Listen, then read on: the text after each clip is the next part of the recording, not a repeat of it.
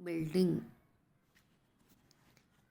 आजकल अंशों के निर्गमन हेतु बुक बिल्डिंग प्रक्रिया को अपनाया जाता है। निर्गमनकर्ता द्वारा एक आधार मूल्य या मूल्य स्तर base price and price band निर्धारित किया जाता है, जिसमें विनियोगकर्ता को बोली की छूट होती है।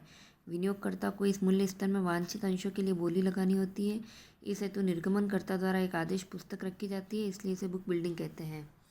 यह अंशों के निर्गमन की एक विपणन तकनीक है। एक कंपनी जब बुक बिल्डिंग तकनीक को अपनाती है तब निर्गमन मूल्य तय नहीं किया जाता है अंशों की दशा में, तथा ब्याज की दर ऋणपत्रों की दशा में और निर्गमन के लिए अभिदान आमंत्रित करती है। यह एक प्राइस बैंड से आरंभ होती है तथा संभावित विनियोगकर्ताओं से विभिन्न मूल्य के लिए बोली आमंत्रित करती है। पूर्ण राशि प्राप्त होती है। प्राप्त आवेदनों के आधार पर अंतिम मूल्य चयनित किया जाता है। मर्चेंट बैंकर संपूर्ण प्रक्रिया को प्रबंधन करता है। विनियोगकर्ता जिन्हें चयनित अंतिम मूल्य के बराबर अथवा अधिक मूल्य के लिए बोली लगाई है उन्हें आवंटन किया जाता है, अन्य को राशि वापस लौटा दी जाती है।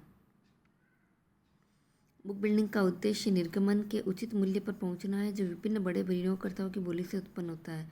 भारत में बुक बिल्डिंग प्रक्रिया के दो विकल्प हैं। निर्गमन का 25% स्थिर मूल्य तथा 75% बुक बिल्डिंग द्वारा बेचा जाता है।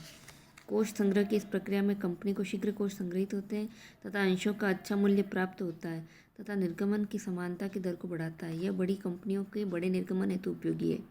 निर्गमन की भांति एक कंपनी अपनी का पुनः क्रय भी बुक बिल्डिंग प्रक्रिया द्वारा कर सकती है।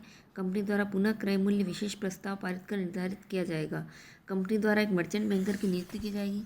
पुनः क्रय आरंभ करने के कम से कम 7 दिन पूर्व सार्वजनिक घोषणा की जाएगी, जिसमें प्रक्रिया प्रारूप तरीका दिया जाएगा। बोली केंद्रों द्वारा फॉर्म स्वीकार किए जाएंगे, जो कम से कम 30 होंगे।